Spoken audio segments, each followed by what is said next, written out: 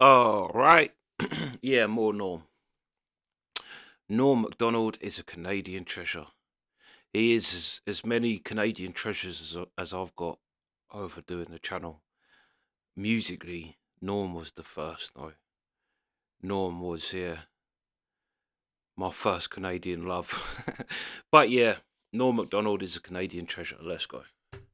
Let's talk about you now. Let me ask you something. Yes, Another sir. guy from Canada has come and invaded show business here in the United States. With an acerbic wit. So many funny guys come out of Canada. What is it about Canada that produces all these comedians? What do you think it is? I don't know, because when I'm in Canada, no one's funny. You think it's the long, dark, cold winters? You just got to find something to laugh we about? don't have dark winters. We Well- don't live in the Arctic Circle. But they're long, aren't they? They're long and cold, and they're cold. And really cold. Yeah, they're cold. So when you're a kid up in I don't Canada... want to put too fine a point on it, but they're cold. You said this is the coldest you've ever been. You're Canadian, so are you okay with this? I've been colder than this. I've been colder than a vampire's... Go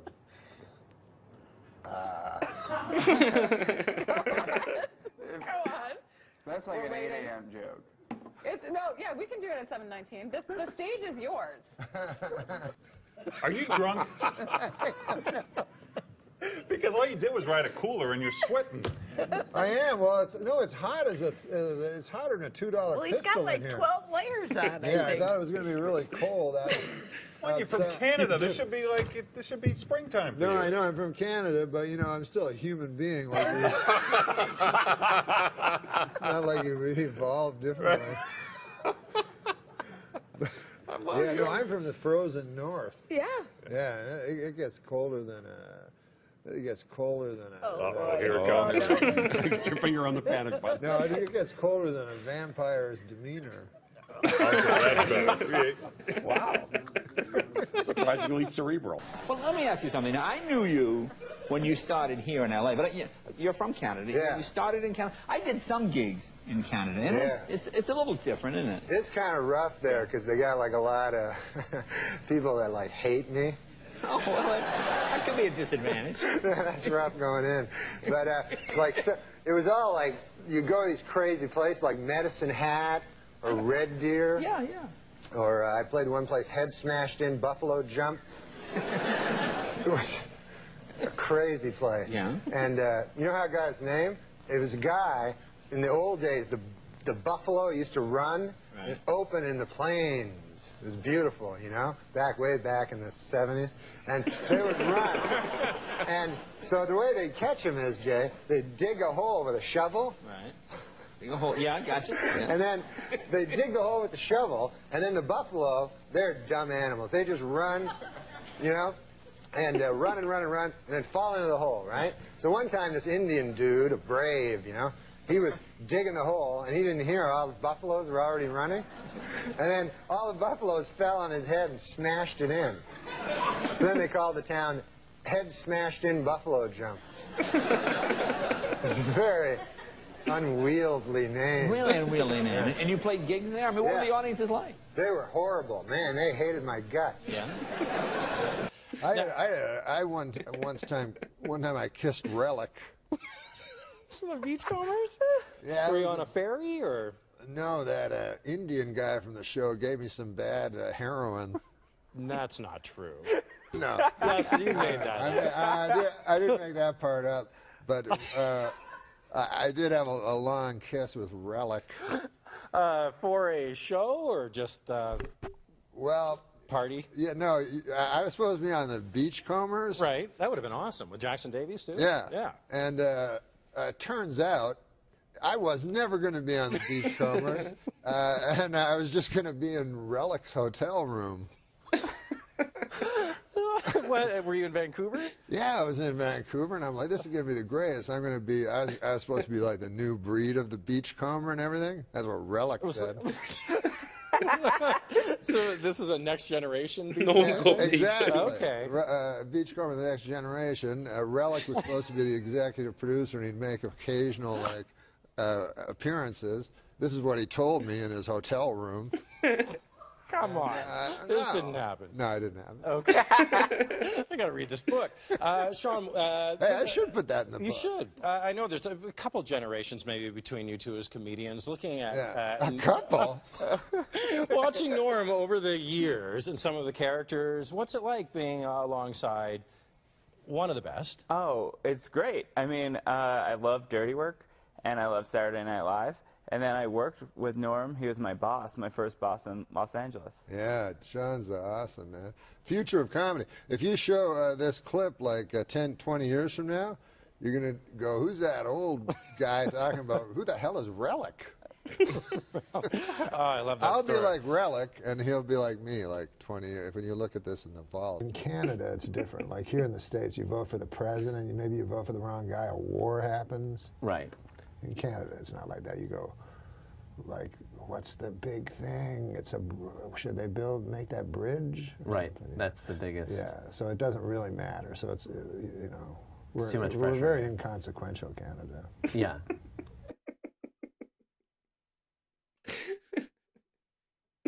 I think that's worse than being bad. Just being inconsequential.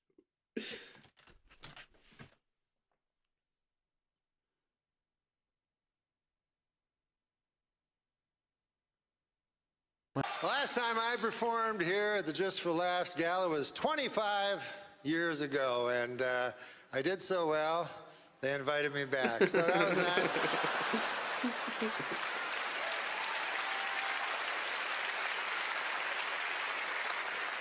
I love Montreal, my God, you know, and call me an eternal optimist, you know, but I really believe in my heart that this is the year that the Expos are finally going to win it all.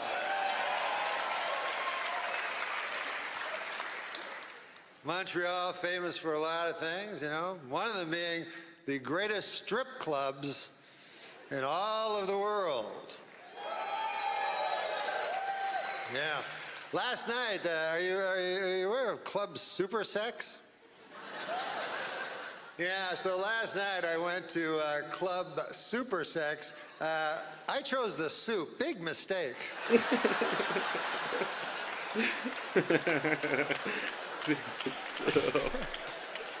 That's disgusting. Hey, big election coming up, and in Canada, this is the difference in elections in America and Canada, is elections in America mean something. You vote for the wrong motherfucker, the world blows up. I don't need that on my hands. Whereas Canada, you know, it's always like, well, what's your view on the bridge? I say keep as it is. I don't think they need to clean that up. That's fine.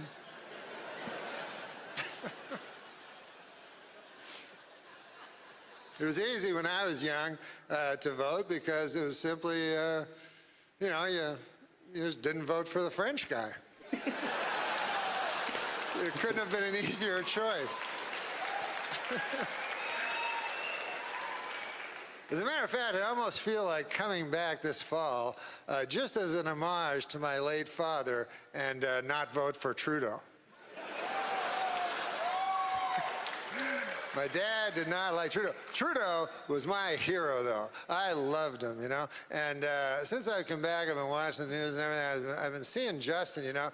And I thought, by God, you know, this Justin kid, he must be brilliant because his father was Pierre Elliott Trudeau. But then I forgot, he's got a mother. So that's kind of evens everything out. You know, what's also different in American and Canadian elections? In America, you get to vote for the President of the United States, and in Canada, you vote for some motherfucker who lived down the street. In your riding. Whatever the hell that is. So then, that guy, he goes to the House of Parliament, you know, and he's like, oh, wow, this is big. And then the speaker's like, all right, well, what are we going to talk about? Anybody want to bring an issue? And then your guy's like, yeah, I just, our bridge ain't looking too good. The speaker's like, what the fuck are you talking about? I go, no, I'll sit down. Sorry about that, I just... Thank you and good evening. I'm Norm Macdonald, and I could not be more excited to be here. You know, when I was asked to host the Canadian Screen Awards, I called my good friend Chris Rock, and I said to him, I've got some great news, Chris. I'm going to Canada. And he said, I've got some great news, too. I'm hosting the Oscars. What are you doing in Canada? And I said, you know, visiting some family, friends. The usual. We're coming to you live from Toronto, or as you cost-cutting location scouts call it, New York City. Never has there been such an assembly of great Canadian talent in a single location that did not have to be Zambonied first.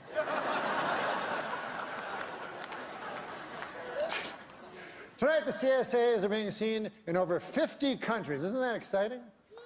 Oh, wait, I'm sorry. Don't, wait. I misread that. 50 counties.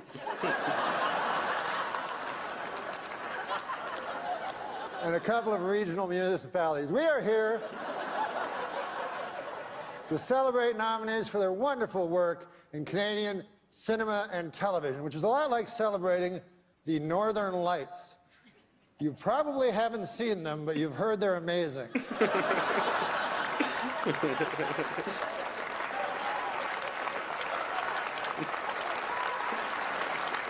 We have a lot to celebrate in our industry. Amongst the TV shows nominated tonight are Amazing Race Canada, Big Brother Canada, Master Chef Canada. Where do they come up with these ideas? But it's been a wonderful year for Canada. It's been a especially great year for one little guy, one adorable little Canadian youngster who's already accomplished so much. Of course, you know who I'm talking about, Justin Trudeau. Hasn't he had a wonderful year? It's been a busy weekend getting here. We lost an hour. As you know, daylight savings time went into effect last night. I give it 6 months.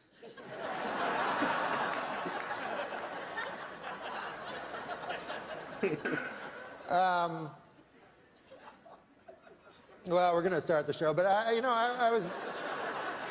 It hasn't started yet. You didn't know. I saw a wild look of alarm cross your eyes.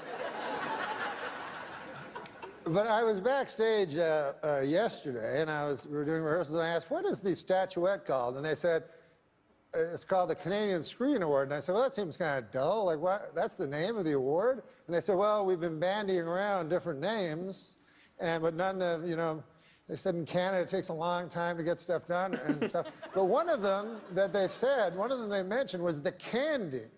And I think John Candy, I mean, who doesn't love John Candy?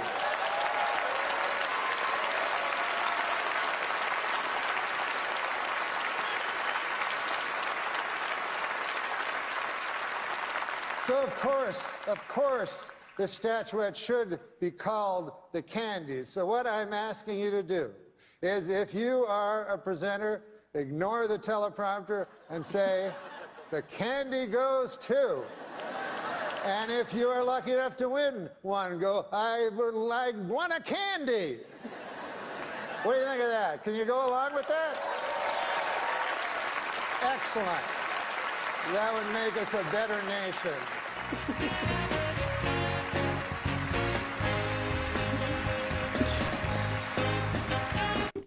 I mean, Ricky Gervais roasting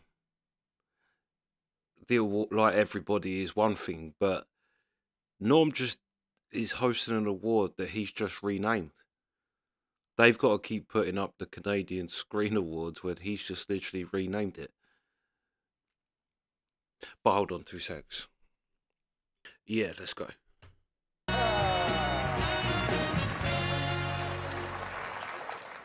am not here to upbraid.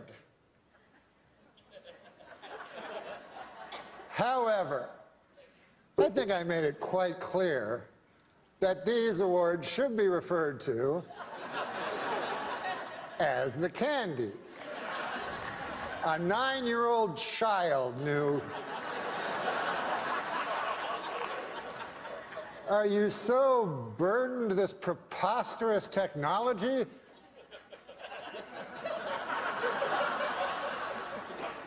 So I would like not to see that again.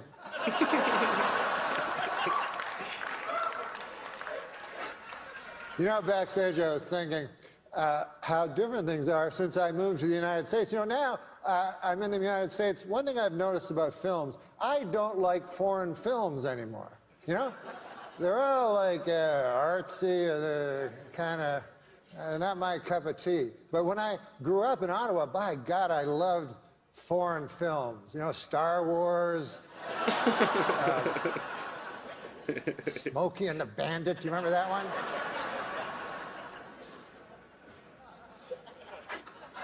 Here to present our next award, the Candy. And this will be the end of my upbraiding. I hope. George St. Kitts and the Candy Band. Who can take a sunrise? Come on, guys. Sprinkle it, but they can't. Well, whatever. Well, our next presenters are political people. And it made me think, because I was just told Cape Breton Island, I don't know if you know this, but they are offering sanctuary to anyone that lives in America after Trump is elected president by a landslide.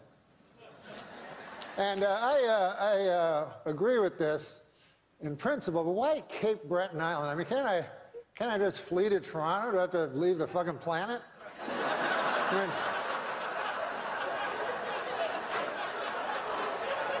I just go to Baffin Island while I'm at it. All right, now, welcome to the stage, 2 Canadians. Oh, the candies are going great so far, aren't they? I would like to say to Eugene Levy that there's no reason to be ashamed of your son. My son only this morning punched me in the chest really hard. Listen, I have some good news. I just found out that all of you here tonight will be getting a swag bag. Yeah. Just like the Oscars. I haven't seen one yet, but why don't we take a look and see what you're getting? I'm going to call Megan, our golden girl, out. Megan, our golden girl? Hi, Megan. Come on out here. Ah, you brought the swag bag. Yes, can you hold it open? And then I'll take things out of the swag bag. What do we have here? A loose pancake.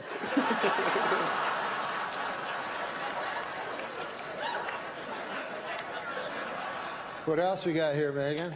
We got, oh, this looks cool. It's a CD, you know what they are, of Nelly Furtado singing all the national anthems.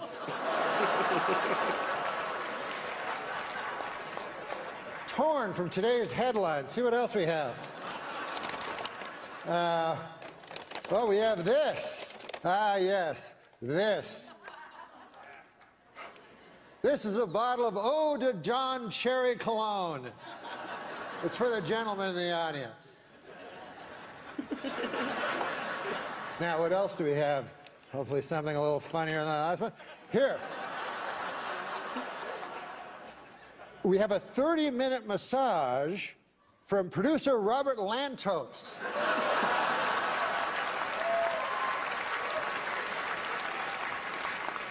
Don't try to go for 50. You only can hit 30. Then what else do we have here? Oh, a curling stone. You know what these are made of? I always took them for granite.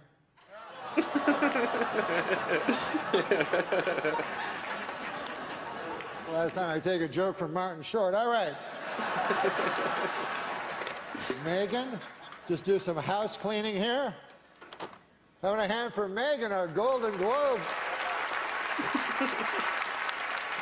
Natural Norm's mistake. trouble. All right. Listen, guys. For some reason, I've been told to stretch. So,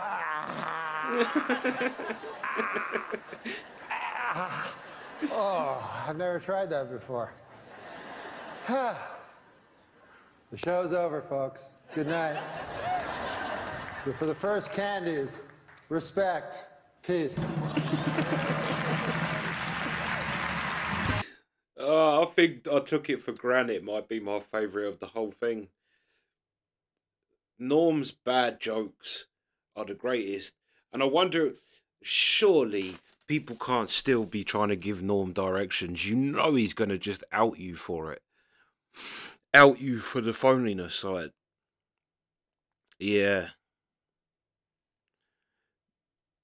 Hilarious. Hilarious.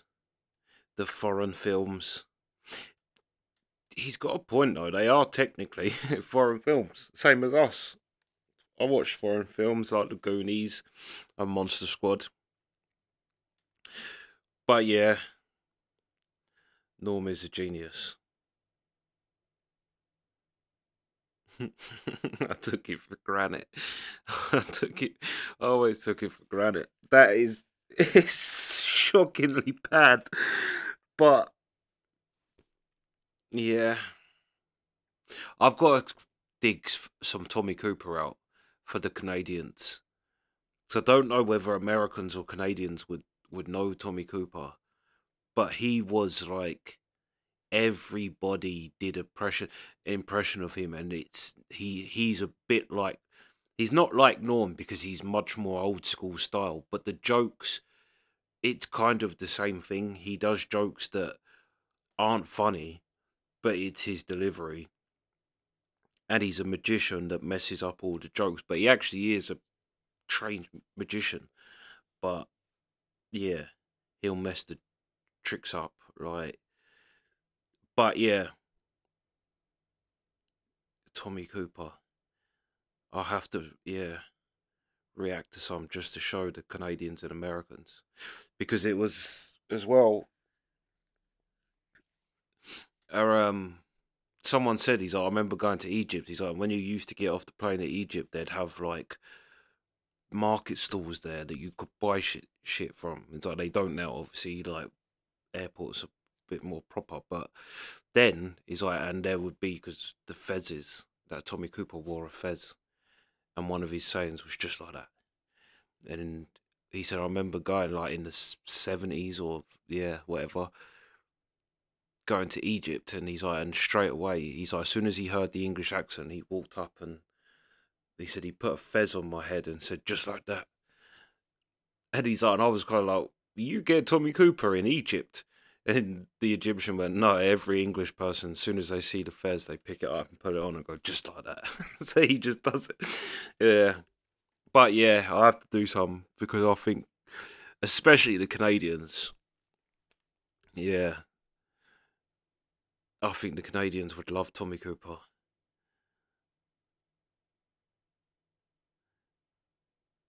But yeah, anyway, that's the reaction. Sweet.